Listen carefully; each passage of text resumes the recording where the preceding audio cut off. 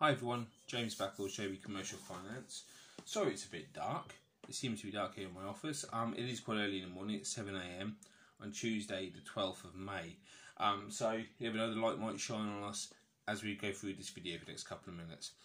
I base a lot of the information I get from a couple of daily updates I get via email first thing in the morning.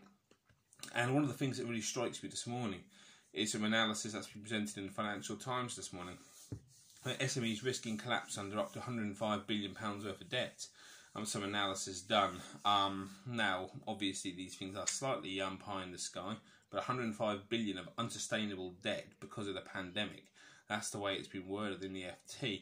And when I look at things like the bounce back loan and the CBILS loan, which I've been banging on about for several weeks now, the figures presented in those are enormous, but they're a drop in the ocean compared to this kind of figure here, and it leaves me really wondering, one, whether the CBILS loan and the bounce back loan are effectively putting a small finger into a bath plug which has got water draining away, and secondly, what's going to happen if the debt that's been lent out there is completely and utterly submerged by the amount of unsustainable debt elsewhere, a lot of which will be to directors, a lot of it will be to creditors and other finance companies. So I really hope that this does plug that gap properly, along with other measures that are taken, and we're not left with a massive amount of SME carnage in the next 12-18 months, even though I have questioned that in the past.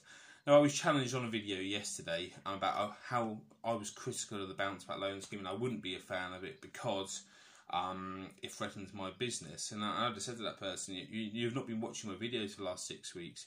All I've been doing is giving help and free advice to people who are applying for these schemes. So I don't think that's right. I believe that the bounce back loan is a very attractive proposition. I've been telling people, my advice to people has been to take the loan if you need it. But I do, and I think it's right to have concerns about the long-term viability of the scheme and the long-term viability of any kind of debt repayment which the government's 100% liable for. So I stand by that, absolutely. New additions with regard to sort of the portfolio of the CBILS scheme and the bounce back loan scheme, if you like, and the news portfolio is that Barclays are getting a right kicking this morning. They've been picked on by both the kind of news sources that I've get emails from in the morning, both picking on Barclays. So my advice to anyone, if you're Barclays or Natwest, who seem to be the two who have bore the brunt of the criticism of the bounce back loan scheme, is be patient. Just be patient with them both. They will get there. It does take a few days, but they are working on this. Lloyds have obviously covered themselves in a lot of glory, which is surprising but good, and Santander and HSBC seems to be a bit hit and miss. Mainly positive from Santander. HSBC, I personally had a good experience with them. Others have struggled a little bit.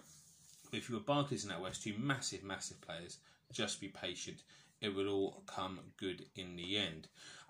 Some more good news. Funding Circle are starting to get some acceptances through their CBILS applications, which is good. They seem to have sorted out a few algorithms, sorted out a few issues that they were having. So now is a good time to apply for a CBILS loan because things are calming down from the high street banks. They're submerged in bounce back loans applications. So now start thinking about the long-term planning of your business for the next sort of 1, 2, 3 years, and whether a CBILS loan will be useful for you. And that's all for now. I'm James Barclays, JB Commercial Finance, and have a fantastic day, guys.